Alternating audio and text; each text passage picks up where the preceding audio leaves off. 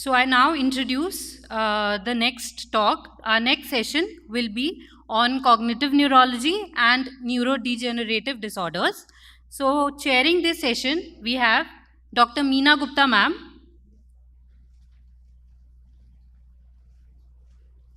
She is the former director and professor and head, Neurology Department, GB Pant Hospital. She is the former director of Institute of Human Behavior and Allied Sciences, Delhi, and she is currently the senior consultant in Paras Hospital, Gurgaon. We then have Dr. Amit Sreen sir. He is a consultant in Army Hospital and he has several publications in national and international journals to his name. We also have Dr. B.L. Kumawat sir. He is an additional principal in SMS Jaipur and he has various achievements and to his name. We ask the chairpersons to kindly start this session and introduce our next speakers. Good morning, everybody. And first of all, I wish to thank Dr. Arun and his team for asking me to be here. It's a pleasure. I would invite the first speaker, Dr. Bindu Menon, for her talk on rapidly progressive cognitive decline. Dr. Bindu. Thank you very much. Thank you, Dr. Arun Garg and his organizing team for giving me this opportunity to visit Delhi. And also to have a neurology and neurosurgery conference on the same platform as Dr. Sir says, that rubbing shoulders left and right either ways. So I'm going to talk on the next 20-25 minutes on the rapidly progressive dementias. The definition of a rapidly progressive dementia, the RPD, has not yet been and has been different in various studies, but then off lately in the most commonly used definition is the one which describes a cognitive disorder with a fast progression leading to the clinical syndrome of dementia as defined by the DSM-4 within a relatively brief time period, which is commonly considered to be less than either 1 or 2 years. So as you would see the earlier definitions, it was usually the speed of transition. It was usually from the symptom onset to the dementia or to the full-blown disease 6 months, then 1 year, 2 years. So more or less a 1 to 2 year progressive decline. So now this becomes a very challenging place itself, because one, we have a breadth of disorders which can present with an RPD. We have got plethora of investigations given the excellence of the institution where the person is, where the patient is being investigated. And then we also need to break even with the time with the patient is fast progressing in his rapid progressive decline. So we need to chase and match that with our clinical acumen and target our investigations. Having said that, we also know that there are certain RPDs now which are particularly amenable to treatment, and which, if targeted with the clinical and the proper investigation and come to a diagnosis, then the morbidity of the patient can be reduced to a large extent. One needs to know that this could be an atypical presentation of the other neurodegenerative disorders, and I have other speakers speaking on that. Treatable dementias, autoimmune infections, neoplasm, metabolic or toxic. There could also be that the patient was having an unrecognized dementia syndrome, which was very slowly progressive over a period of time, and suddenly the patient became delirious because of any metabolic, toxic or whatever reasons, and suddenly that is identified and recognized and is probably defined as an RPD, but that could be in the garb of a previous commonly said situation is a patient has got dementia, goes into a surgical theater, develops a hyponatremia, and then has a progressive decline because of hyponatremia, hypoxia, and everything. So very commonly seen as a inpatient and followed up with us as an outpatient. One would like to target 5 key questions when facing a patient with suspected RPD. Does my patient has a rapidly progressive dementia? What could be the causes that could be most likely in my patient? And there, do I have those common tests where I can come to a common cause of the RPD? Or do I need to have the second and the third tier investigations to come to a diagnosis? And is it something which I can treat and give him a good outcome to the patient? We, at this point of time, we would be targeting all our clinical acumen as would be needed to target the required investigations to come out to a diagnosis. So to just run through certain features one could have and try to narrow. If the person comes with an RPD who's in a young person, it could be an inflammatory, infective, metabolic, neoplastic, autoimmune, or the variant CJD. It's an older patient. It could be a degenerative, the fast progressing degenerative disorders, the FTDs, or the rarer Alzheimer's disease. Inflammatory, vascular, neoplastic, and infective, as is with any age group. If it's a female, and some autoimmune diseases, some paraneoplastic syndromes, anti-NMDA receptor encephalitis, steroid responsive encephalopathy, especially with thyroiditis. A male patient, a VGKC, hyponatremia and seizures, which are common in those patients. LG1, that is a leucine-rich gliomane activated protein, if it is in particularly in an older man. The course and the disease progression, as we used to learn in neurology, as always, an abrupt onset goes in favor of a vascular and infective cause. But if disease progresses over weeks or months, it's usually an autoimmune and inflammatory. Stepwise decline, you would have patients who say that I went to this doctor this time, I went to this doctor this time, this doctor, because that's a stepwise. Every time the person was having one minor or a major syndrome, he used to visit a doctor. Prominent fluctuations, it could be autoimmune. We know that the patients can have relapse and then they can remit. Endocrine, metabolic, or diffuse Lewy body disease. Family history is increasingly being identified and recognized, especially in AD, prion, FTLD, inherited metabolic and storage disorders. The last for 3 ones, one should be especially looking at the scans also, because any amount of calcification, iron deposition, or an atrophy, a leukodystrophy-like picture, one should want to look at the family history in such patients.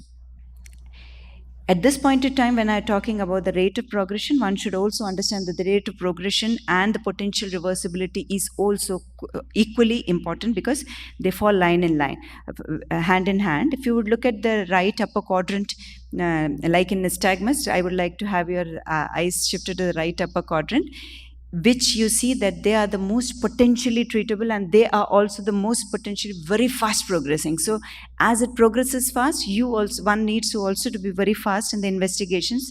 That is a psychiatric, toxic, metabolic, autoimmune, infective. One can see that, yes, they are potentially treatable to a large extent. The ones which are NPH also, if you could see that if it seen in time, recognized in time, yes, one can do wonders with that. The neoplastic, vascular, CJT, and the neurodegenerative are less amenable to treatment. Again, profound weight loss, one should consider metabolic, para, and neoplastic. If a person comes with a marked weight loss and keeps saying that he has got a chronic diarrhea, one shouldn't miss out a Whipple's disease or a celiac disease. Again, treatable. Prominent psychosis, toxic, metabolic, autoimmune, and DLB. A medication review is also always important, where we should not miss out an iatrogenic toxic exposure. One should never miss out the general findings in any patient. A simple asterisk is in a chronic liver disease, and with an MRI scan with a T1 weighted imaging, which shows a hyperintense signal in T1, we are dealing with a liver disease. This is a telltale sign for us. Myxedemia with a thyroid disorder. Joint and skin changes in patients with inflammatory or vasculitic septic emboli in patients with any other disease at any other body. Peripheral lymphadenopathy, organomegaly, we shouldn't be missing out with a malignancy, and we would want to shift the patient to a PET scan earlier on. A unilateral Horner's, there's a pancreas tumor, we are dealing with a malignancy. If a patient has a UMN and LMN sign, the frontotemporal lobar desert with MND disease, this may predict a shorter survival time than a typical FTLD, which has usually almost reaching up to a decade. The pupils need to be seen, should not be missing out in neurosyphilis, which is becoming little more common again nowadays. An extrapyramidal syndrome, it could be a degenerative vascular neoplastic autoimmune. And there are certain typical stereotypic hyperkinetic movements one should never miss, because again, they are telltale signs and point to diagnosis. In Whipple's, we have the characteristic oculomasticatory myarrhythmia, anti-NMD encephalitis, the classical orofacial dyskinesias and the limb dyskinesias, and the LGI1 limbic encephalitis with the fatiobrachial dystonic seizures. Again, the hypokinetic with the NMDA receptor encephalitis in younger patients, cerebral ataxia and EPS, paraneoplastic, and the prion disease, the myoclonus. And at this point, I suppose, when we are talking about the orofacial dyskinesias and limb dyskinesia, it's also very important. They most of the time get misdiagnosed with the CJD because of the limb movements could be sometimes a little stereotyped. The neuromyotonia muscle spasms are the Casper-2, asterixis, as we mentioned, peripheral neuropathy, toxic and metabolic, and status epilepticus, patients having memory, mental, cognitive decline presenting in a status epilepticus into the emergency, GABA-A and NMDA. Most classically used mnemonic, the vitamins, one can always try to sort of tick off one diagnosis, the vascular, the infarcts and hemorrhages in the strategic places, subdural hematomas, chronic subdural hematomas, very common in the outpatient in elderly people. One should miss out a CADASIL, one should miss out a malus, one should miss out a cerebral amyloid angiopathy, one should miss out a vasculitis without a systemic inflammation. Infective causes, apart from the fungal viral, one should miss out a Whipple's disease, one should miss out a hand, that is a HIV-associated neurological disease. Toxic and metabolic, autoimmune, inflammatory, metastasis, self-explanatory, neurodegenerative, systemic seizures and structural. One shouldn't want to miss out a non-convulsive status epilepticus in these patients. A few words on the strategic infarcts and the small vessel disease. Certain infarcts at strategic location, as we use as angular gyrus, that is the Gerstmann syndrome, are classically present with cognitive changes and patient in an altered sensorium, patient with memory disturbance, and more or less these patients are missed out in the outpatient because they don't come to a particular specialty and they go to gym to various others. They are the bilateral ACA, parieto-temporal and occipito-temporal association areas of the dominant hemisphere, that is angular gyrus. PCA territory infarction of paramedian thalamus, temporal and inferior medial. Watershed dominant infarction, and the small vessel disease, which we very characteristically see in patients with multiple lacunar infarction, white matter lesions, which should account to more than 25% of the white matter, and a bilateral thalamic lesion classically presents with amnesia. How do we know? They have abrupt onset, they have stepwise progression, they have focal neurological deficits most of the time, unless it is a Binswanger disease like a phenomenon where the patient has a magnetic, that is a lower half Parkinson, has got urinary incontinence and has got memory impairment. So these are certain MRIs which classically tell us these are the Fezzica grade 1, 2. These are the, this particular one I would like to enhance is the thalamic lesions which are there. Sometimes they do get missed out in a FLAIR image, and we need to have a high resolution T2 weighted, because then previous thalamic lesion which can present only with a memory impairment need not have the chase of all the other investigations. So the autoimmune encephalopathies, that is the Hashimoto's, steroid responsive, NMDA, and the seronegative. So I see just 8 seconds for me there. So autoimmune encephalopathy, you can divide as a young patient and an adult patient. Young patient, female, mutism and stereotype is anti-NMDA. If it is an adult patient with fatiobrachial dystonic seizures, is VGK LG1 complex. If not, it could be an Hashimoto's encephalitis, or it could be the other autoimmune. So this is a good chart where one can see the patients presenting with multitude of other symptoms, but predominantly also presenting with seizures which bring the patient into the emergency is anti-NMDA, anti-AMPA and anti-GABA, anti-GABA-B, A, and the anti-DPPX. More importantly, these two, anti-LGI and anti-LG LON5, do get misdiagnosed with CJD because of the facial-brachial dystonic seizures, which looks very classical like the jerks of a CJD, and also because the NREM and REM parasomnias the patient has. The adenylate kinase 5 autoantibodies again has a close association with anti-AMPA, and it presents predominantly with the amnestic syndrome only, and does not and has an anterograde and a global amnesia only, and presents with a memory deficit and a memory loss. Now, how can we move ahead with the investigations? As I said, there is a whole breadth of etiological diagnosis which can present. One can put it under vitamins also, but then still might tend to miss out many. You can either go in a stepwise fashion, or you can have all the tests done at the same time. However, it is not cost effective, and one needs to have some amount of clinical examination done on the patient, so that at least, if not what it is, what it could not be, could be recognized.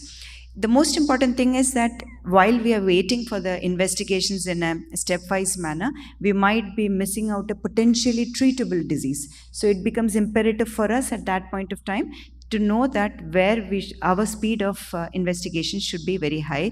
That's why we need to have a hybrid approach, and most of the time a hybrid approach is utilized, where we need to have at least the most common investigations which should be done for that particular patient, so that we do not miss out the potentially treatable causes. So this is one of the stratified approach to diagnostic testing in an RPD. We have the core testing, where we have the serum screen toxicology, we have a brain MRI, we have ruled out the vascular, we have ruled out certain metabolic, we have ruled out a decay related, we have ruled out metal deposition, calcification, certain hereditary disorders. EEG, there are certain markers in the EEG, which I will come next, which will help us to narrow down the diagnosis and a CSF analysis. And expanded testing would again go into the antibody panel. But having said that, if you have a classical facial-brachial dystonia, you have a patient who has presented to you with a status epilepticus, you have a patient who has a classical retrograde amnesia and then presented to you with a status epilepticus, you know that the patient could be having a GABA, you need to jump onto the expanded testing panel and do the antibody testing then and there. Then you have the extended testing, which probably is not available at most of the centers, I should say, which would be required if the patient falls negative on the core and the expanded testing. So just to say that the common investigation should never be missed. The common investigation showing the common diagnosis should not be missed as well. We can have a periodic complex, CJD and SSP. Having said that, if you do not find a periodic complex in a CJD, he must be in a stage of disease where the periodic complex has not been picked up by the EEG. An extreme delta brush, this is a periodic complex, this is the extreme delta brush. You can see the delta waves, and you can see around 20 to 30 hertz, small spindle-like activity on that. Very classical. If you have that, it is an anti-NMDA receptor encephalitis, and you need to have the patient have the screen for the antibody panel immediately. Or a frontal lobe a slow activity with an electrodecremental has been seen with LG1. So you have an elderly male who presents with amnesia, who presents with the facial-brachial disease, and you have a frontal lobe which is slow going. So you know that, see, you're going one by one into the clinical, you have taken a test into the right perspective, and you can order the investigation accordingly. Then you have the triphasic waves classically. It could be metabolic or it could be a non-convulsive status epilepticus. Do not miss out a hepatic lesion. Do not miss out a T1 hyperintensity. So you need to have the proper modality of the neuroimaging also, so that you do not miss out. So sometimes the calcification is missed out in improperly done MRI because the CT scan was not done in that particular patient. You can have plaques. It could be HSC and focal lesions. You can have frontal intermittent rhythmic delta activity, in which there are deep midline structures, more so in patients with hydrocephalus, more so in patients with NPH. It is very classical. The neuroimaging is, I would say, that has revolutionized and changed our diagnosis of RPD as well. You can have this classical bilateral basal ganglionic lesions, medial thalamus in CJD. You can have the classical cortical ribbon sign, the limbic encephalitis with the medial temporal, larger ones, including the lateral temporal, the limbic encephalitis. You can have this characteristic paramedian, which is the thalamic lesions. This is a hyperintense signal in T1, which is characteristic of a hepatic. The periventricular of a vascular, the thalamic lesions, and one shouldn't miss out a contrast MRI in which there is a contrast enhancement of the vessel suggesting a CNS vasculitis. So, a pragmatic and organized approach to the evaluation of patients with RPD is needed to support efficient and accurate diagnosis. We have now widely accessible blood tests, urine tests, neuroimaging, CSF, and EEG that should be judiciously used in the proper patient rather than dumping the whole investigation. But the core investigations definitely must be done for every patient. Be thorough, try using mnemonic vitamins, and specific tests should be requested in selected patients to confirm or refute a specific diagnosis. Thank you very much. Thank you, Dr. Bindu, for a very comprehensive account of rapidly progressive dementias, which many of the residents and all of us face time and again to diagnose the condition. We can have the questions at the end of the session. So I'll give the mic to my co-associate. Continuing with the session on the degenerative disorders, I would request Dr. Suman Kushwaha to come and deliberate upon her talk, which would be on a simple, broad-based, case-based approach to differentiate the primary dementias, which can be sometimes confusing and overlapping in our OPD's practice especially. Over to Dr. Suman. Good morning, everyone. And at the outset, I would like to thank the organizer, Dr. Arun, for inviting me to present the talk on simplistic case approach to primary dementias. This is basically untangling it. So it is my lecture basically is based for the residents, because whenever a patient of primary progressive dementia or the dementia comes in the OPD or admitted in the ward, to work up the patient in the ward by the resident is basically a laborious job. So I have tried to make the presentation very simple so that it can be used while examining the patient or while managing the patient of degenerative dementias in the ward. This is how I will be going. As we all know, the clinical syndrome dementia as a loss of function caused by impairment of memory plus one of these cognitive symptoms of aphasia, apraxia, agnosia, loss of executive functions. And we all know Alzheimer's disease is the most common form of dementia. But after 2013, the definition of dementia has changed a little bit, and they have basically renamed the dementing disorders as neurocognitive disorders. And they have revised the criteria, and the rationale was basically to include the dementia has been associated basically with the older population, while when the patient of neurocognitive disorder comes, there are a lot of treatable etiologies, and there are a lot of young patients who have presented with neurocognitive disorders. But the term dementia is not excluded as of now in clinical practice. So what has changed? In DSM-5, after 2013, they have added the element of social cognition, besides all these other cognitive impairment which were there, and the other things are almost the same. So the component of social cognition is very important nowadays. To understand what are these cognitive domains and what are the functions we have to look for. In the complex attention, we have basically to look for the selective attention and processing speed. For executive function is very important. It is planning, organization, and decision making. Learning and memory is easy, we all know. For language, we have to work for work finding. naming, grammar, and syntax. For perceptual motor functions, we have visual perception and visuoconstructive deficits. And for social cognition, we have to take care of lot of behavioral functions, behavioral dysfunction which the patient is having. This is basically the simple algorithm which I will be explaining with each of my case as we proceed, how to go about when the patient of dementia comes. This will remain same for all my cases. Now, coming to the classification of degenerative dementia. The primary degenerative dementias are basically dementia pure. There should not be anything else, and in which the Alzheimer's disease and focal degenerations like frontal lobe, temporal lobe is included. While we have dementia plus syndromes also, in which we include dementia with Lewy body, dementia with Parkinson's disease, FTD, Parkinsonism, and other CBD. Now we need to understand cognitive functions in which not all the patients coming with memory impairment have dementia. So we have to subjectively evaluate these patients to show or to demonstrate the deficit or cognitive dysfunction in these patients. So we have to determine the true cognitive impairment. And we should remember also think of other causes of memory and cognitive impairment like depression or pseudodementia.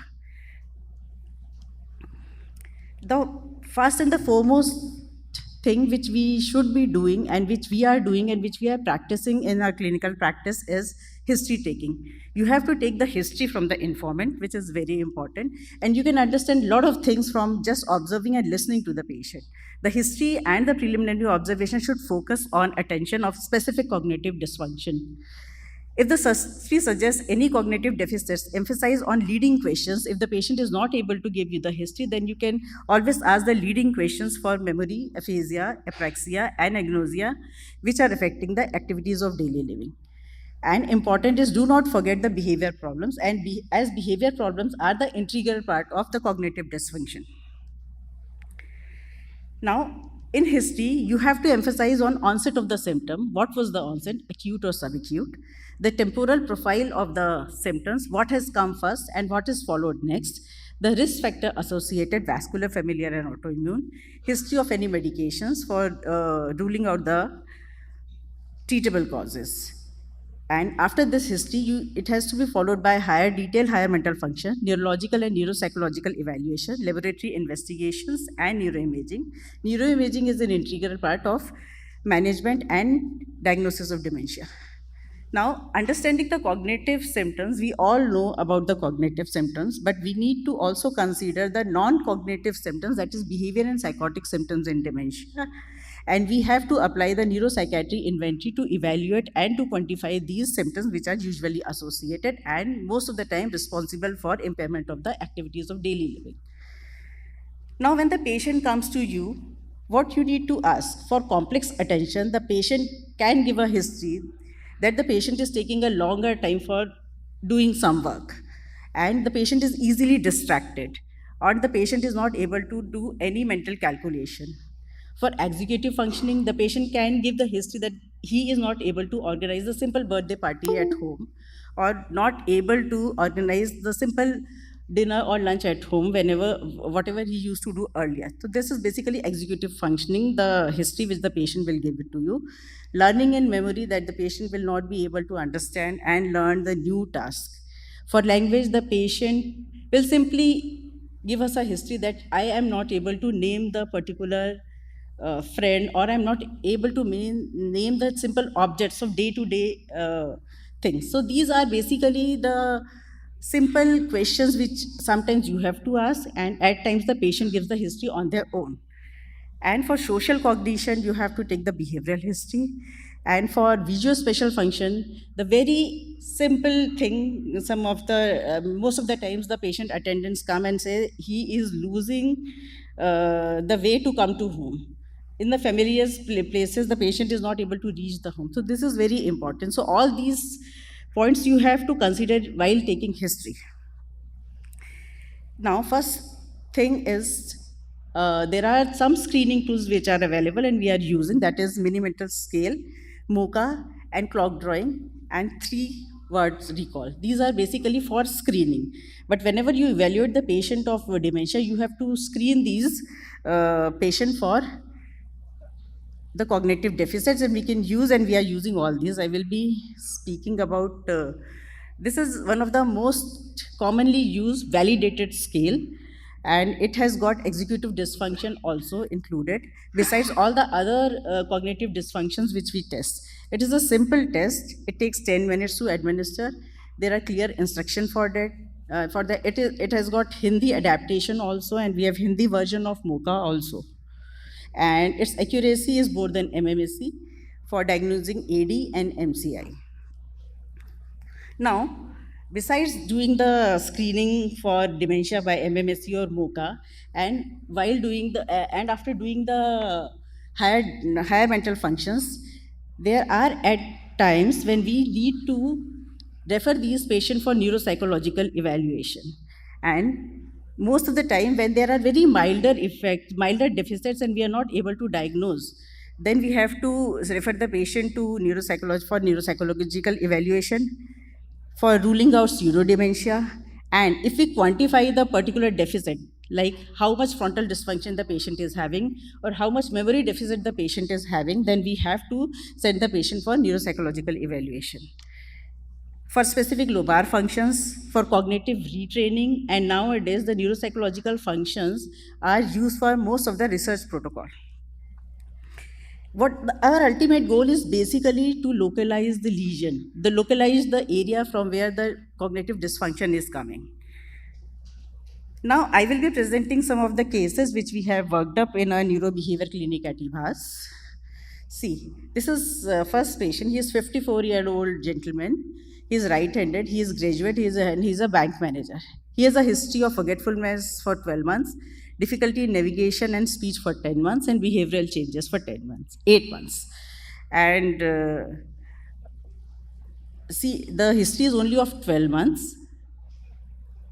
As the navigation is concerned, he is initially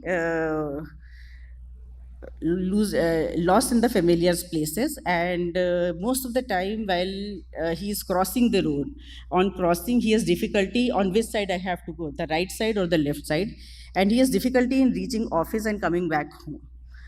And as far as the speech is concerned, he has reduced speech, he has word finding difficulties and pauses, his speech was effortful, recall names of the people with preserved cognition, and he has difficulty in naming the objects, which he has himself told.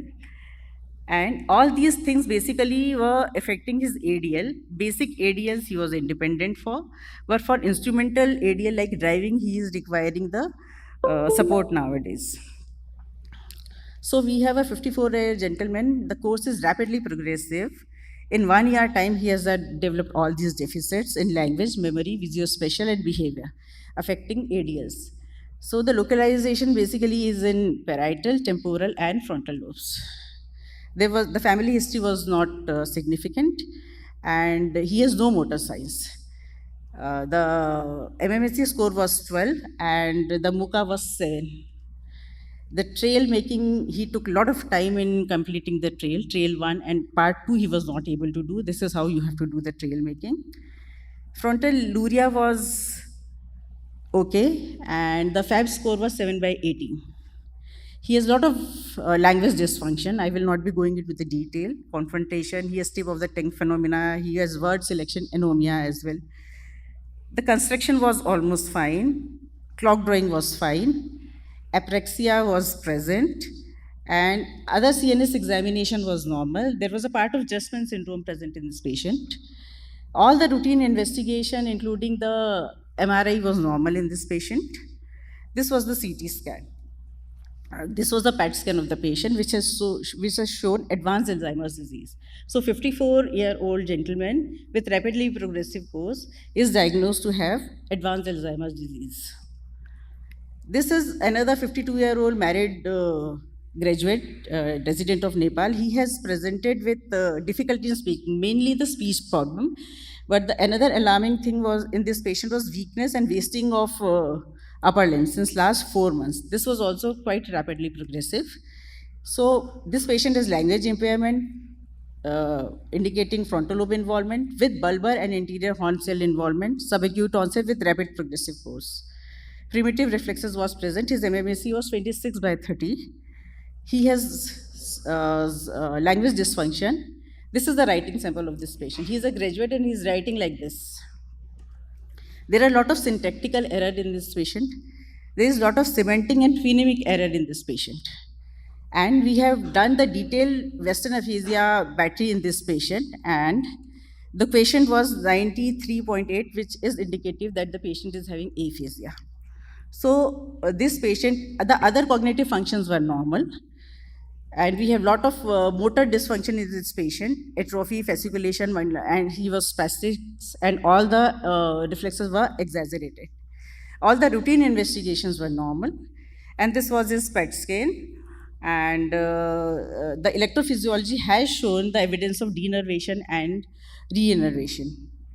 And the PET shows for hypometabolism in bilateral, frontal, parietal, and insular cortex. So the final diagnosis, the FTD spectrum overlap with the syndrome of progressive supranuclear palsy, corticobasal syndrome, and FTD with motor neuron disease. So this patient was having PNFA with ALS. This is a simple approach how you go about aphasia in the patients of frontotemporal dementia. And if the speech is effortful, then the PPA is non-FA type, and we have multiple variants of PPA which can be diagnosed with this. This is important. This is an interesting patient. She's a lady who has developed fondness for music. She is a 62-year-old and she has never done music in her life, but she has developed the fondness of music, and she has started playing the dholki in his village. And she has 8/60 in Boston naming test, and she has a lot of frontal dysfunction. And her SPECT shows hypometabolism in bilateral frontal lobe. So there is frontotemporal involvement, but there is hypermetabolism involving bilateral posterior cingulate, bilateral posterior parietal, and occipital region, which was basically responsible her fondness of music. This is a phenomena of paradoxical facilitation in the patients of frontotemporal dementia, wherein they develop the ability to be creative. So in our patient, this was the reason for developing the new music abilities. This is another patient, and which has a lot of visual complaints. Usually the visual complaints in dementia, we don't see these patients. And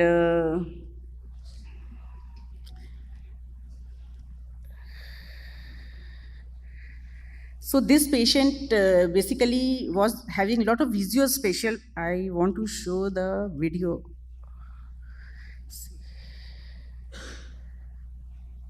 See, how is he eating?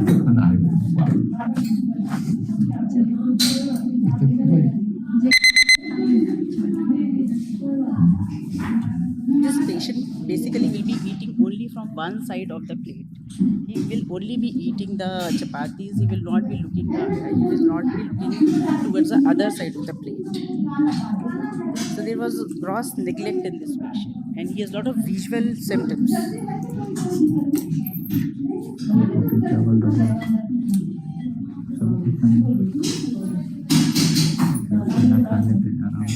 In this,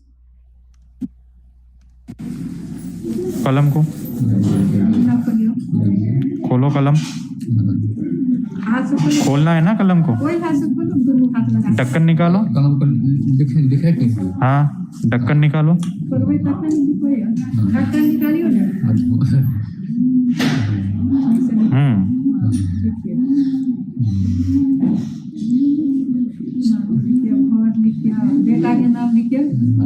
So there was a lot of difficulty in writing also. And this is the line bisection, which is the simple test. You can see there is a lot of hemi-neglect in this patient. So this patient is having apraxia as well, and clock drawing he did not attempt. There was impaired constructional ability in this patient. So there was a lot of dorsal and ventral stream involvement in the visual area of this patient. And this is the neuroimaging. there is posterior atrophy in this patient, and there's reduced bilateral FDG in occipital lobe. So the diagnosis of this patient was posterior cortical atrophy. I will be skipping this. This is a clock drawing which gives you a lot of information, whether the patient is having proper execution or not, whether the patient is having heavy neglect or not. So simple clock drawing test in the ward will be helpful in delineating a lot of cognitive dysfunction in the patient.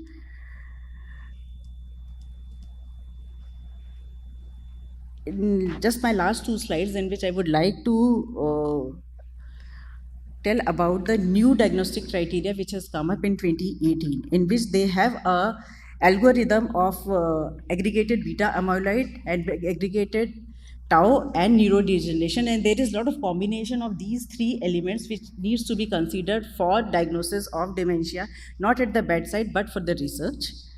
And this is simple schematic diagram which I have told you. We have followed this in all our patients. It is important to remember the mechanic does not need to use every tool for every project. So you have to customize your test, what you are doing on the patient based on your history and examination. And the examination can evaluate cognitive function both informally through clinical interview, which I have told you, and you have to organize your investigation and management plan according to your diagnosis. Thank you. This is my team, neurobehavior team, which has psychiatrists, clinical psychologists, occupational therapists, physiotherapists, and diagnosing a dementia and managing dementia is basically a teamwork. You alone cannot do, so you have to have a strong team to diagnose the dementia. Thank you very much. Thank you, Dr. Suman, for covering such a vast topic in such an elaborate and simplistic way, which was the main aim. And I hope it would be of benefit to the residents, which was the main target of this talk, and help them in case-to-case basis in their OPD practice. I will hand over to the... Thank you, Dr. Amit. Now for next talk, I invite Dr. Achal Srivastava, Ladkhaarate Kadam, Approach to Ataxia. Welcome, Dr. Amit. Achal.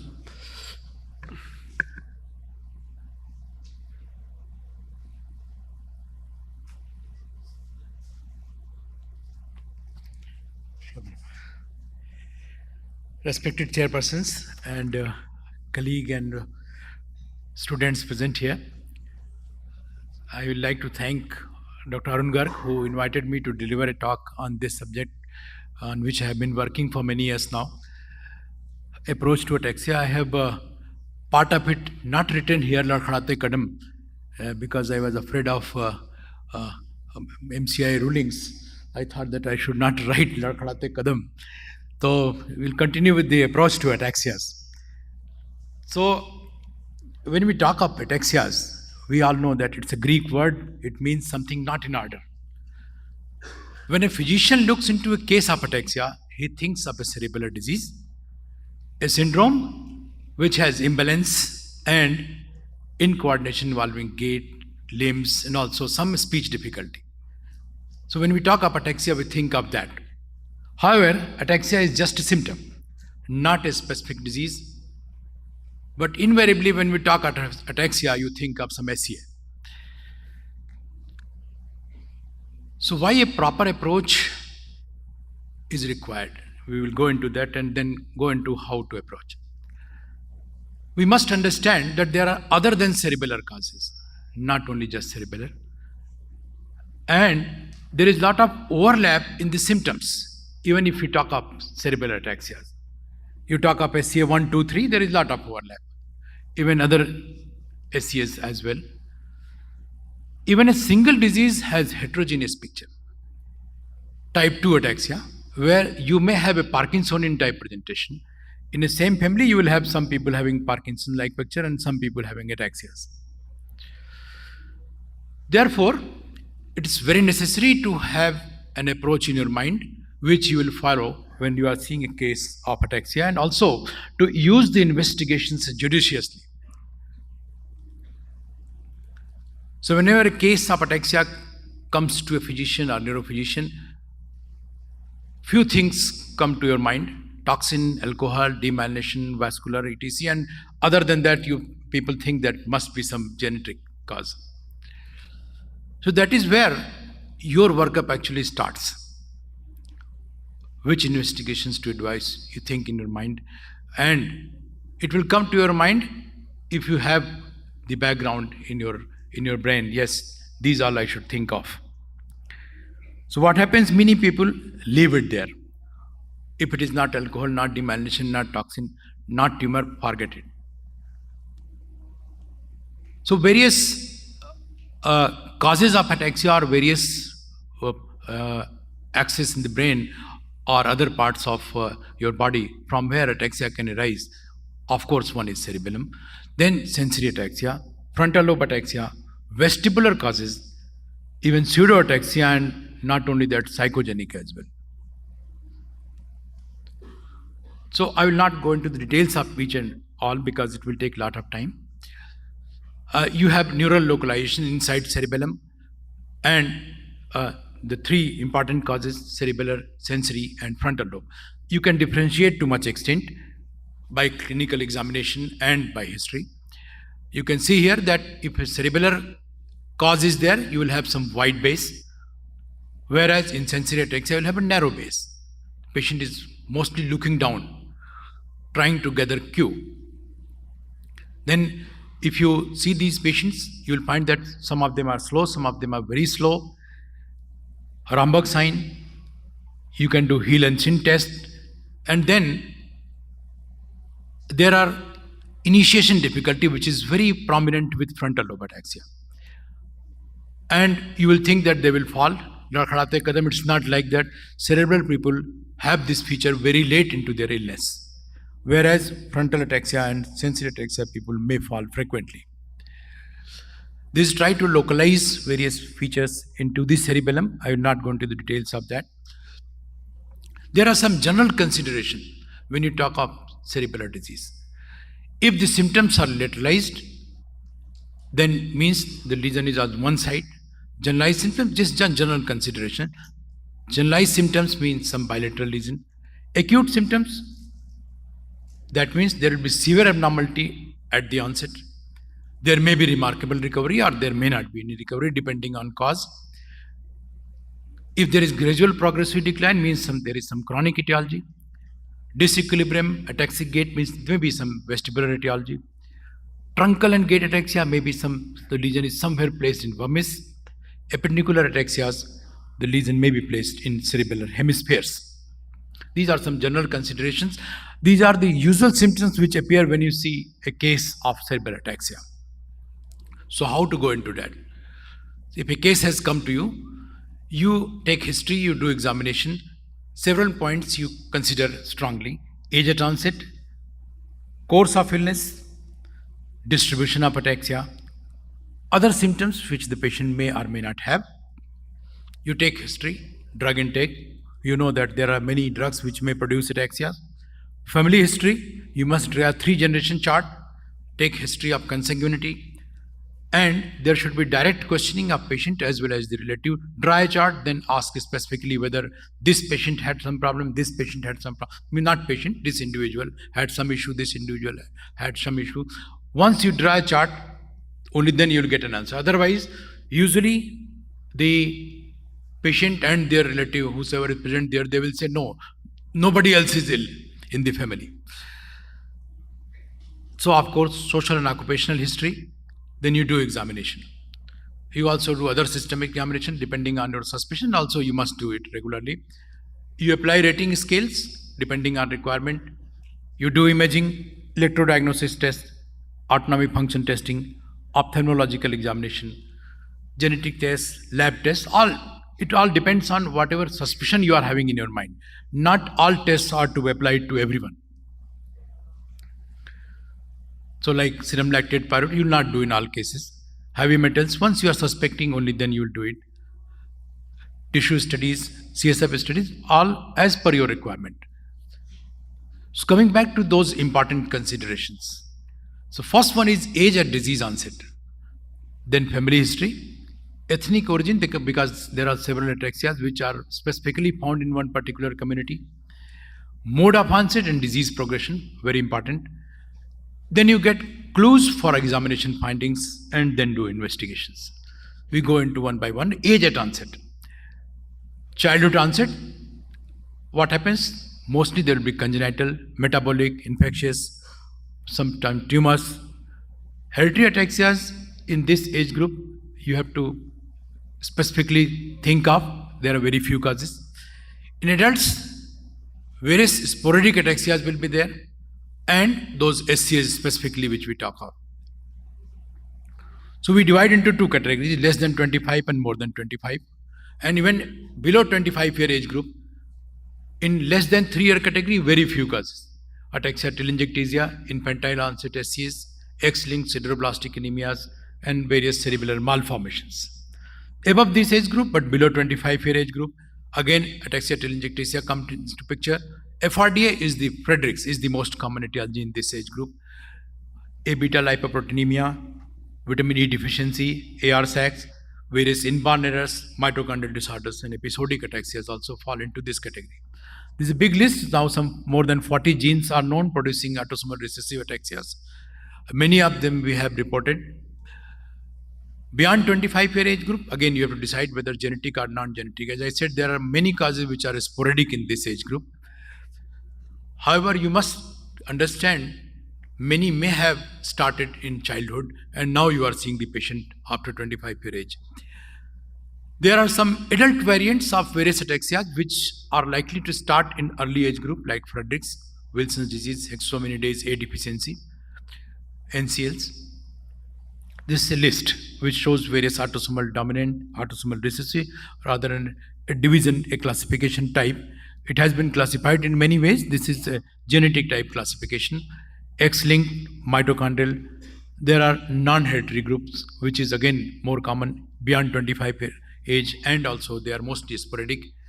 MSAs, Joubert syndrome, various toxin-induced ataxias, autoimmune ataxias, paraneoplastic cerebellar degeneration, and infectious etiologies. And not to forget developmental malformations, congenital abnormalities. When it is not hereditary. If there is acute history, if there is fast progression, if there is severe asymmetry persisting well into illness several years later, also asymmetry is persisting. Not mild asymmetry, severe asymmetry. Absence of family history, it may or may not be necessary, because negative family history in a patient who has actually some autosomal dominant or recessive illness, maybe because of some issues of adoption, genetic non-paternity, phenomena of anticipation, de novo mutation, small family size, X-linked inheritance, and mitochondrial. You may have these issues where you may not get family history. This is a clinicogenetic classification, Harding's classification, type 1, type 2, type 3, where type 4 was added. Various ataxias, spinocerebellar ataxias have been put into ADCA 1, 2, 3, and 4 categories. Skip that. This is common behavior of SCAs. There is late onset. How do you recognize them? There is late onset, 3rd to 4th decade. Predominantly, they have OPCA type picture. They may have rapid progression with type 1, type 2, and type 4. There is a repeat expansion SCA which progresses rapidly, except type 6. And higher number of repeats lead to increased severity of the disease. You all know that. ADCA type 3 have slower progression. Also, non-triplet repeat disorders who have point mutations may have slower progression. There is phenomena of anticipation, which you all know, must have read in your studies. This is a list of various SCAs which shows how to recognize them based on their distinguishing features. Type 1 has prominent pyramidal involvement. You will find very brisk reflexes, which is not the case with type 2. Even the reflexes may be absent in the upper limb in type 2 ataxias. There will be slow saccade. So our type 1, type 2, type 3, all of them may have slow saccade depending on the time which they have passed. If you are examining the patient 10, 12 years later, you may find that type 1 is also having slow saccade, type 3 is also having slow saccade.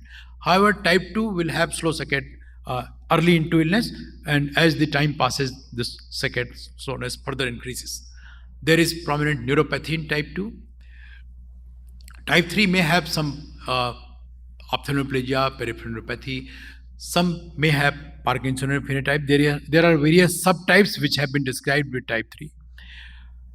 Similarly, type 6, type 7 is one type which has visual abnormality. There is macular degeneration. I saw you one slide which shows the macular degeneration. Type 10 has seizures. Type 12, which is very common in northern part of India, has prominent tremors. And then type 17 has psychiatric features, and some of the patients may present with chorea. Again, the same slide you can see here, benign course in type 6, various features by which you recognize. Type 7, here you see macular degeneration when you try to examine the fundus. So, as I said, that SCAs are of two types, non-repeat mutation disorders and repeat expansion disorders. So there is a difference by which you can recognize them clinically to some extent. In non-repeat expansion disorders, you will find that there is variability at the age at onset. There is no phenomena of anticipation, whereas this will happen with SCAs who have triplet repeat disorders. Slowly progressive ataxias in the non-repeat mutation disorders, whereas the repeat expansion patients will have rapid progression. There may be childhood onset in point mutation disorders, whereas the repeat expansion patients will have juvenile onset or later age at onset. Pathologically, there is predominantly Purkinje cell loss in non-mutation mutation patients, whereas the repeat disorder patients will have diffuse neuronal cell loss. X-linked ataxias, FXTS, which we have published earlier from our center. Various sporadic ataxias which occur in more than 25 year age group. Causes may be MSA, toxins, paraneoplastic cerebral degeneration, immune-mediated ataxias, infectious etiologies, various drug-induced causes, drugs responsible for producing ataxias, immune-mediated gluten ataxia, GAD ataxia,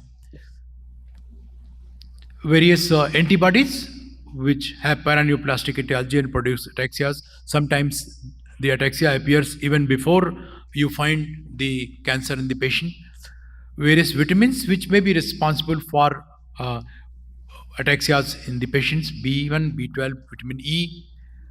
Coming to ethnic groups, there are various specifically SCAs which are found in ethnic groups like type 12, which is very commonly found in Agrawal families.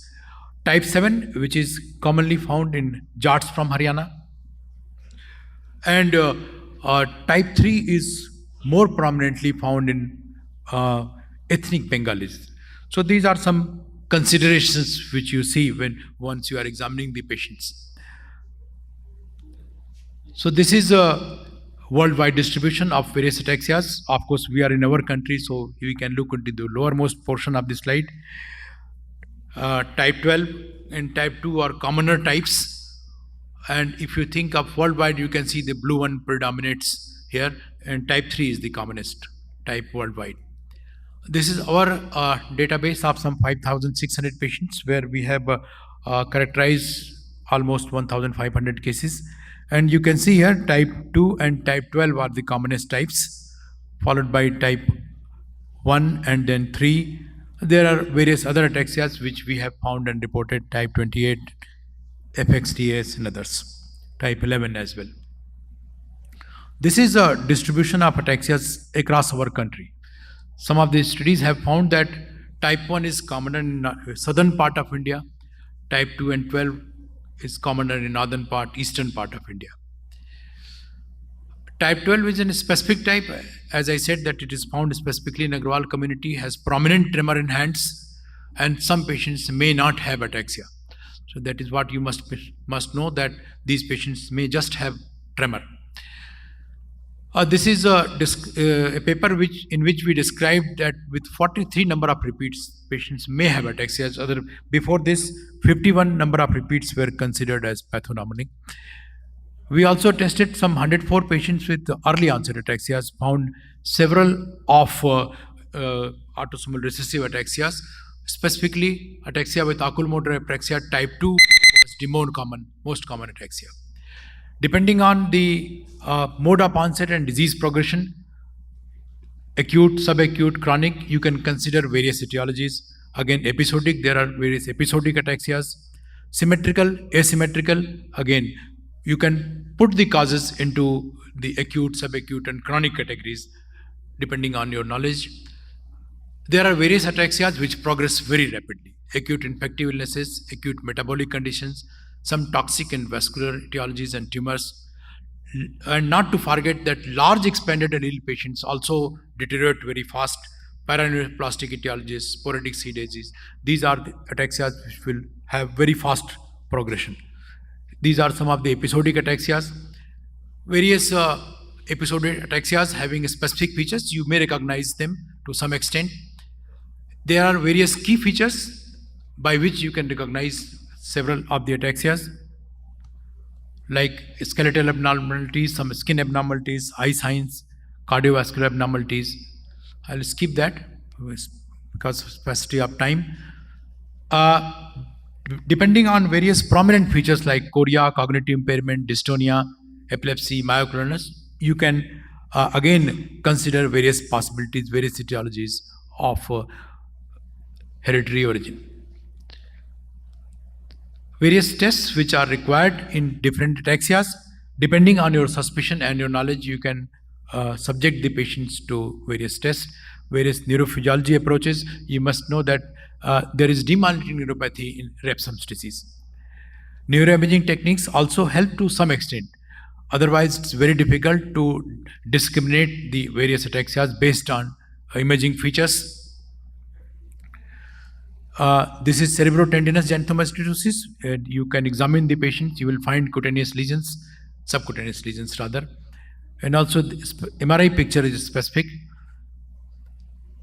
And this is try to differentiate between conventional and repeat expansion disorders. As I said, there will be prominent cerebellar atrophy in mutational patients, and whereas in repeat disorder patients, you will have diffuse abnormality. So this is the genetic testing protocol which we apply. We first look for type 1, 2, 3, 7 and 12. And if it is not found, then we go for the level 2, type 6, 8, 17, depending on your clinical diagnosis. Similarly, we manage sporadic cases below 25, less than 25 peer age group. All below 25 peer age group must be tested for Friedreich's ataxias. And after that, you do exome sequencing and other things where you will be able to find the etiology. So an approach to ataxia is based on knowledge of its symptoms and signs. Differentiating clinical and investigative features take clinicians closer to the etiological diagnosis. Age at onset, mode of onset, family history are the most important features. Again, I would like to emphasize treatable causes must be identified and ruled out. Genetic testing is prudent for providing better insight. This is my team which works with me in movement disorders, Dr. Rupa, Dr. Divya, Dr. Ila and Dr. Animesh, Dr. Ajay Garg from radiology, and we have good genetic support from Mohammed Farooq from IGIB. Thank you so much. Thank you, Dr. Achal, for so nice, comprehensive and very educative talk for the residents especially. And now I can understand that why your questions were more based on approach to ataxia during the examination time. This is very educative talk. Few days back, both of were as examiners in Indore. Thank you. Thank you very much.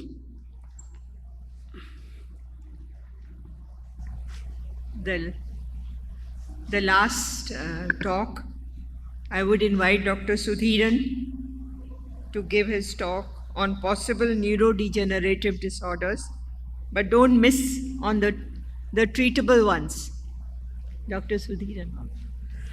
I thank the organizers, Dr. Arun and Dr. Atmaram, for giving me this opportunity. So, window of opportunity, possible neurodegenerative disorders, don't miss a treatable condition. So, it's a big one. So, I am only focusing on the neuroimmunology, because most of the other things are already covered. So, neurodegenerative disease has a wide spectrum. Grossly, they are divided into alpha-synucleinopathies and tauopathies. But there are other genetic disorders also. Diagnosis is mainly clinical in our practice with support from the radiology. Definite diagnosis by histopathology at autopsy. This is where we lack. We don't do histopathology or biopsy, so we don't know how accurate we are. So this is where we are going to score. So autoimmune neurological diseases, they are called great mimickers. Earlier it was called syphilis was a great mimicker, then SLE. So that is applicable in neurology also. So the autoimmune disease can involve central nervous system, peripheral nervous system, autonomic nervous system. Multi-axial involvement is also very common. So the question here is treat or not. So neurodegenerative means no treatment, autoimmune means treatable. So I'll straight away go into, I'm only talking on dementia and Parkinsonism. So this is about autoimmune dementia. This concept was made in 2010. This is the landmark paper by Owen Flanagan, who was our resident. So it was very difficult at that time to get published. Finally, it got published only in Mayo Clinic Proceedings because other journals were not accepting. So there were 72 cases which were detected over 7 years, and you can see the details of the immunotherapy. Methyl prednisolone in 78% cases, prednisolone in 17 cases, dexamethasone, IVIG, plasma access. 64% of them improved, mostly in the first week. And look here, 35% of them were initially thought to be neurodegenerative. So this is where we are going to utilize. So response to treatment, there was improvement in all spheres of cognitive domains.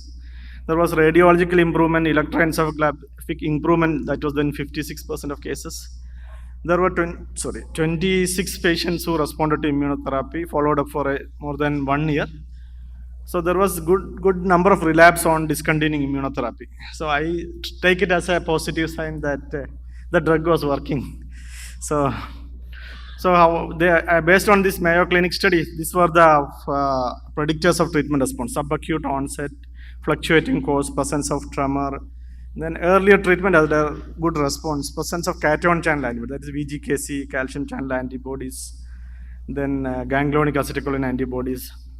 So many times this may not be causing the disease. So this may be only a marker telling that there is an autoimmunity against nervous system. High CSF protein more than 100 milligram or pleocytosis.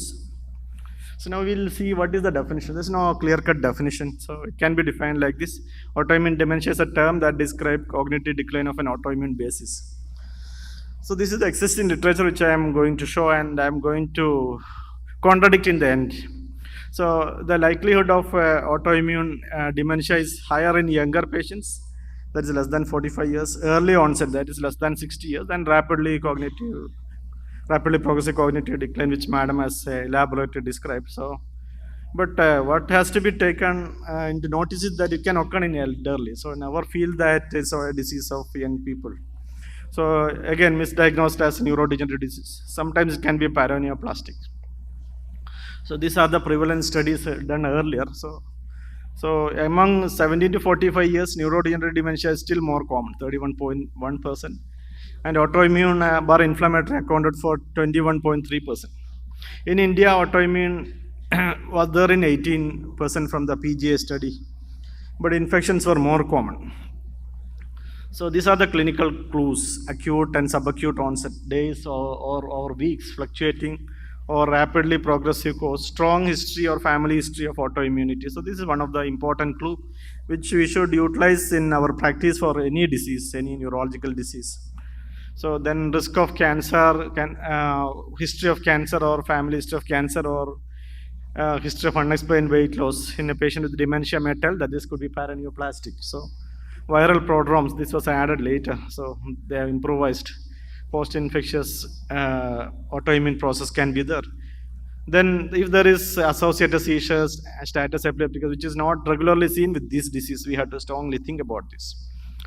Serological evidence of systemic autoimmune. This could include the presence of thyroid antibodies, so many things. If there's a flavor of autoimmunity. Inflammatory CSF, that is pleocytosis, OCB, high IgG index, MRI, enhancement, then other abnormalities, which I'm going to show you. Then EEG abnormality, epileptiform abnormalities in dementia patient. So there are a lot of other cases which I'm not going to talk. So inflammatory CSF is seen in up to 50% of cases. Pleocytosis, OCB, IgG index, all this can be there. In degenerative disease, less than 1% has got pleocytosis. OCB was present in up to 7% of cases. So these are the classical radiological findings. You can see a limbic encephalitis presenting as dementia in GAD positive patient. The next one is a GFAP antibody, where you can see radial vascular enhancement. This is a meningoencephalitis which is presenting with dementia. This is another one, a limbic encephalitis caused by immune checkpoint inhibitor treatment. Initially you can see signal changes, later you can see atrophy. So we already covered radiology. PET scan may be useful in cases where MRI is negative. So 20% of them will show hypermetabolism, 40% of them will show hypometabolism. Hypometabolism is usually a cause of concern because most of the MRIs will, PET scans will report as hypometabolism. So in practice, I don't know how much we can utilize that. Presence of antibodies is very much important. The whole Mayo Clinic study is based on antibodies. I'm not talking about this a large area, but I would say that we should go beyond antibodies like using the clinical features, then other CSF findings. All those things should be utilized. Only if you say that with antibody only we will treat, we may miss many patients. Then other causes like renal failure, liver failure, electrolytes, ammonia, all those things. These are regular investigation. So this is where I am saying this is a Dutch study published last year. It's a country-wide study. So they brought about a lot of changes in our concept. So this is the summary of the study. Autoimmune encephalitis mimicking dementia syndrome. So the question itself is very relevant. How frequently does autoimmune encephalitis mimic dementia in middle-aged and older population? So over maybe some 20 years, they had 290 patients with autoimmune encephalitis. Antibodies were positive, commonly NMDA followed by LGA1, GABA-B, and Casper. They applied a stringent criteria to further enrollment into the study. This is a retrospective study only. They only included 45 or above. Then fulfillment of dementia criteria. They were very strict on that new dementia criteria of 2011. Then they excluded all those with prominent seizures. So usually people take frank autoimmune encephalitis, some dementia as autoimmune dementia. So they have carefully avoided those things. You can see out of the 290 patients, 60% were above 45. So this is also very important that autoimmune encephalitis is a disease of elderly. And among this above 45, 175, 38%, that 67 had fulfilled the criteria of dementia. And now look at the antibody profile in these patients. Most number of antibodies were LGA1, followed by NMDA, followed by GABA and Casper. And even you see that NMDA can present in age above 45 with the dementia. So it's a surprising thing. I have not come across much cases like that, but here's a significant number. Of the NMDA positive patients, 52% had dementia. Now, again, you see 76% of them were rapidly progressive cognitive decline. 50% were thought to be neurodegenerative. So this is a very important point. And 27% had subtle features of seizures like facial-brachial, which was missed. And most important thing, 25% of these people had a normal MRI brain, not even flare changes, no enhancement, no characteristic finding, and no normal CSF. So this is very important. We may still be able to treat more patients.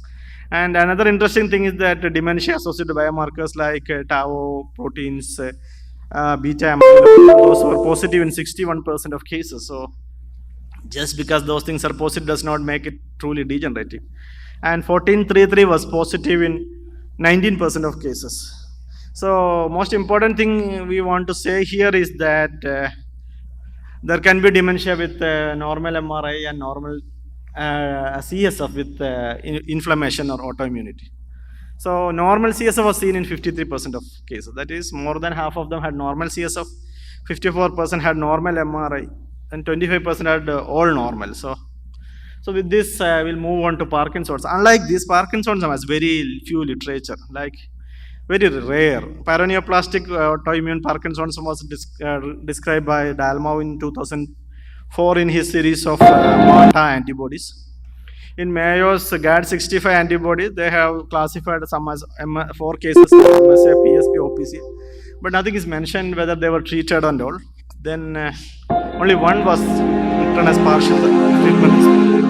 In their VGKC is again 8 cases, nothing was mentioned. Sjogren and SLE associated Parkinson's are little well known. In 2015, John Hopkins has published a very good paper in Baltimore Medicine. People with rheumatoid arthritis, SLE and all presenting with Parkinson's. Some presented before the primary autoimmune disease. So very interesting. I think they had 8 cases and all. Then children, MS people also can have Parkinsonian manifestation. Children with dopamine receptor antibody, IG loan, encephalitis, lethargic, these are all well described. So this is our discovery. So this is the discovery made by myself and our team, autoimmune atypical Parkinson. There's no such entity before. This was published in 2015. So I will show you cases so that This is the first case. This is a PSP, like it's a 67 or 69-year-old man presented with a, I think 9 years or 9 months or 1 year history of imbalance, rigidity, cognitive issues, and we investigate. His clinical phenotype was that of a PSP. So this, we found some unclassified antibody in him. We treated him with steroid. This is after 1 month. You can see the postural instability has improved. Then 4 months later, he has come to us. So he is happily walking. There is no gaze restriction here, you can see. Then neck rigidity also has disappeared. He can move his eyes well now. Eyeballs are up only. Then his postural instability is also better. Now he is a farmer, so he's back to his jobs. This would have gone as a regular PSP. So this is another case which would have thought as an MSA.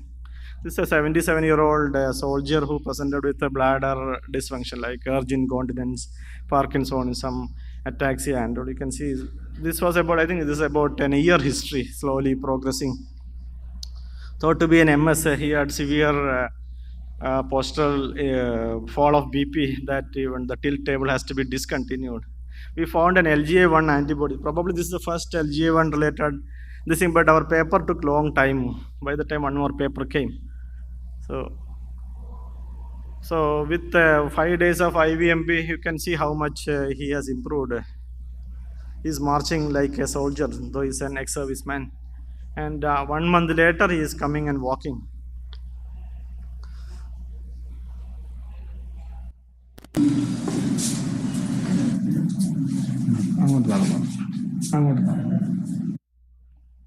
So what is there new in this series? These are dominant features of Parkinson's. Some of them fulfill the criteria of MSA and PSP.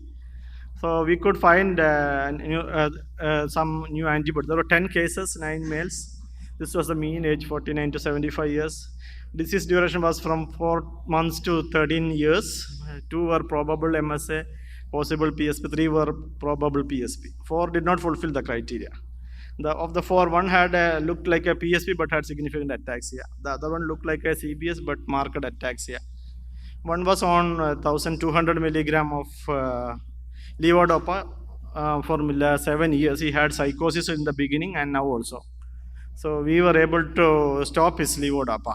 He is back to work. 4th patient had a Parkinson's with ataxia of short duration. So there were new uncharacterized antibodies seen in 8. One had LGA1 with the new uncharacterized antibody. One had LGA alone. So this is the clinical features. I'm not spending much time on this. CSF studies were done in all these 10 patients. 4 patients had an abnormal CSF. So you can see the range of protein from 47.5 to 11.75. At that time, we were not doing OCB or IgG synthesis. So here again, you can see 6 of them did not have an inflammatory CSF. So this is where we had to be careful, like normal CSF cannot rule out an autoimmune disease. Malignancy was seen in one patient who had a lung malignancy, but we could not do the biopsy. So all of them were treated with IV methylprednisolone followed by MMF or azathioprine depending on the financial status. This is the follow-up the MRS scores. This is the UPDRS scores. You can see from top, it's all coming down drastically and fast with immunotherapy. Some of them worsen. This is the 9Q MRS scores, most of them either coming down or remaining flat. So there was a prompt reduction in UPDRS scores. There was improvement in other symptoms, not just motor symptoms. There was eye movement improvement, postural improvement, cerebellar and autonomic symptoms. All this improved. 2 patients had relapse of symptoms. So I was very happy when we started steroid, they improved, proving our hypothesis. So at the time of publication, these patients were followed up for 7 months. Now at the end of 9.5 years, 4 of them are still surviving. Then others, one cancer patient died of infection. 1 or 2 of them stopped treatment, then they got sudden cardiac death and died. So we are going to come up with our new paper on this 9-year follow-up. This is our diagnostic criteria for autoimmune atypical Parkinson. Clinical features atypical Parkinson should be the presence of neuronal antibodies. Treatment response to immunosuppression should be there. So this is the expanding spectrum. We found that Casper2 antibody is producing a syndrome which will mimic an MSA. This was published in 2018. This is another publication this year. We found that AMPA antibodies also can produce Parkinsonism. So coming to the conclusions, clinicians should be carefully watch for treatable etiologies in all suspected neurodegenerative disease. Our neurodegenerative disease diagnosis made by clinical and radiological means only, but not by biopsy. So it is not the final thing. The spectrum of autoimmune neurology is rapidly expanding. So looking for autoimmune etiology is very important in neurodegenerative disease because it's treatable.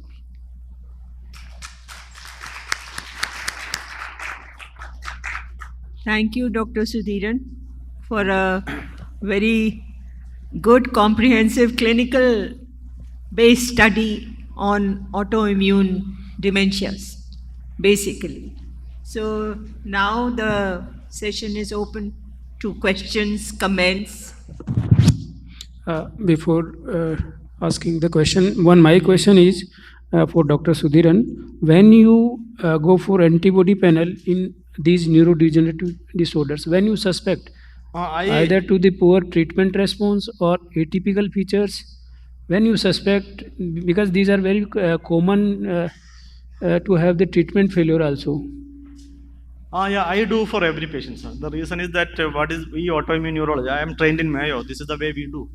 All neurodegenerative disease we look, because we are not doing the biopsy. We don't have a hard proof. And you see how practice evolved over time. So ideally we are supposed to look for. So if I tell this 10 years ago when I started in Amrita, people will wonder why so many tests. Now people started doing. So for me, from the beginning, I know we had to test. That's why we could find out these cases. And we have only published 10 cases. That doesn't mean that the disease is rare. By the time it was published, we had 50 or 54 patients. But if you write 54, nobody will accept. This itself took 2 years. Is there was any clinical clue or treatment response clue? Pardon, sir? Any treatment failure clue in these patients? Treatment failures or were atypical features? Yeah. So there will be very few cases. I can handpick over 10 years. Like there will be 20 or 30 or 50 patients who would have failed. That 50 is the maximum I put. But what will happen is initially we would not give all immunotherapy. We will be afraid. Like you give steroid, if they improve, okay. If they don't improve, we'll say I will not do. So with the time somebody improved, they go down, then we'll tell we'll go for cyclophosphamide. Then so like that. Now we are treating very aggressively. So the earlier failures will be like who are not hardly treated, like now. Then second thing is like. Definitely there are people who are not improved. They are not in huge number. One of my PhD student is going to develop an animal model. She is will be writing that in all these cases, that 9-year follow-up will be writing. We'll be writing soon. Then we'll be doing a retrospective. So we'll have probably hundreds of cases. Thank you. Dr. Sudheeran, I wish to ask you, in your experience, what has been the maximum duration of illness before you have diagnosed autoimmune dementia? Like I have not treated much of dementia, madam. I look from my experience, I found that nobody has only dementia alone. They will have Parkinson's and they will have neuromuscular. So now we look in a holistic perspective. That clinical feature, so that's why I cannot tell exactly. But in our published series, we had cases which was treated 13 years ago. Started 13 years ago. She improved. How I got this idea is like I have seen patient after 1 month of dementia improving steroid. Then in Mayo, Dr. Pittock told me after 3 months also people improved. Then I came back and I saw people extending up to 13 years. Then there was an NEJM paper, ganglionic acetylcholine receptor antibody patient. Underwent surgery, colostomy, and all. Then antibody discovered very late. After 21 years, they treated. Still, he improved. So I always say that in autoimmune neurology, better late than never. So that is my experience. So I'm very clear. In general, we believe that it is invariably acute to subacute, but here it can be even chronically progressive. So one needs to keep that cause in mind. So you can offer some treatment to intervene. So that's very, very important. Very, very important, madam.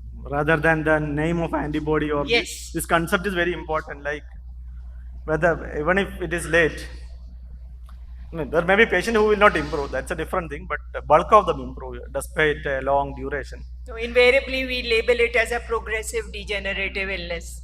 and that doesn't need any specific intervention besides symptomatic. So one has to keep the possibility of a treatable cause, even though the illness might be progressive and chronic. So that's what... This is the major shift in the practice which is yes. going to come. Like how cardiology from auscultating murmurs has totally gone into different direction now. So we'll be able to... It's an ocean. Yeah. But it's... Any other questions?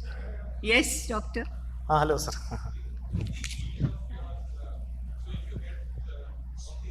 My... If you get all these antibodies in all your patients with atypical Parkinson's, what might be the yield? What percentage of them are actually positive? So regarding these named antibodies are very rare, sir. Even in Mayo and here. But there are a lot of new antibodies because these antibodies are a part of a natural phenomena, body's resistance.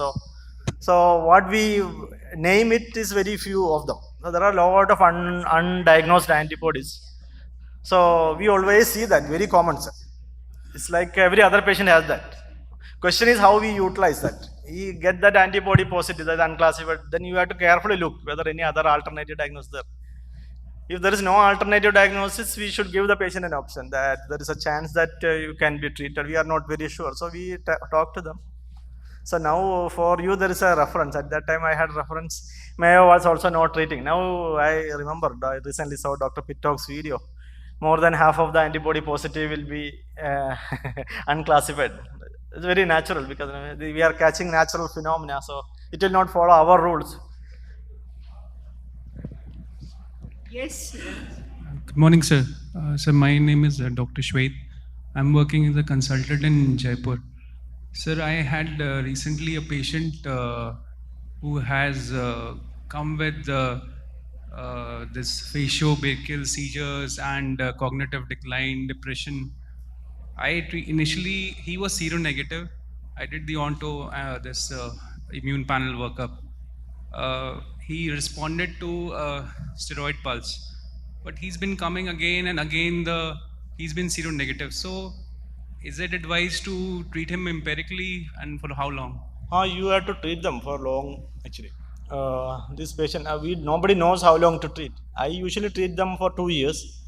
But if you think the response is unsatisfactory, you may have to treat longer.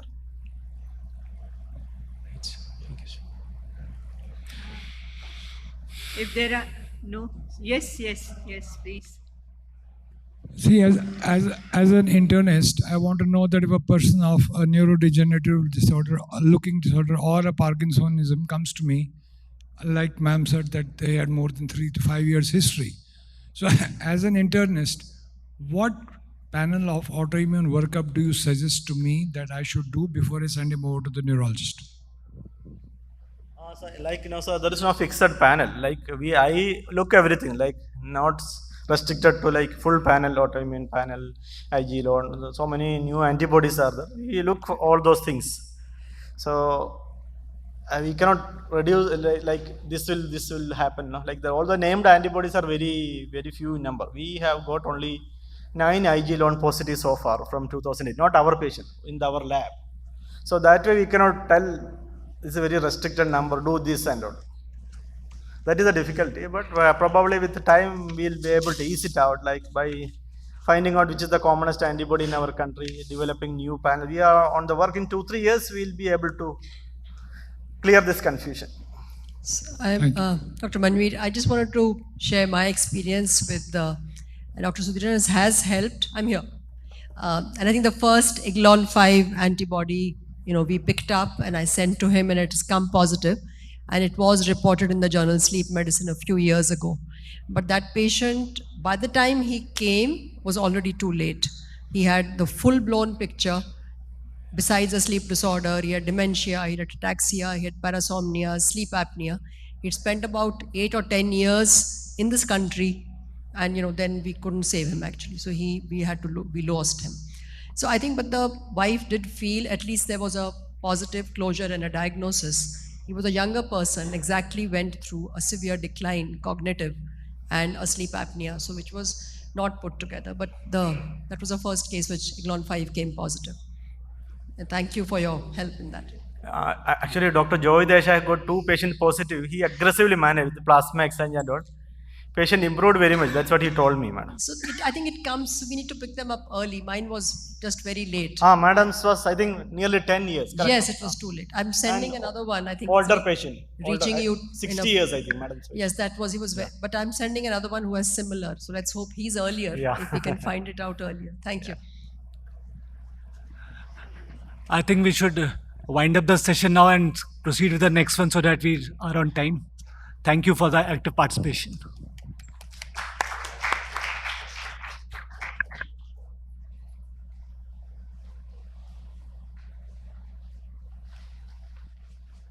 I thank the panel, including the chairpersons and speakers, for untangling this convoluted topic of dementias and other neurodegenerative disorders for us.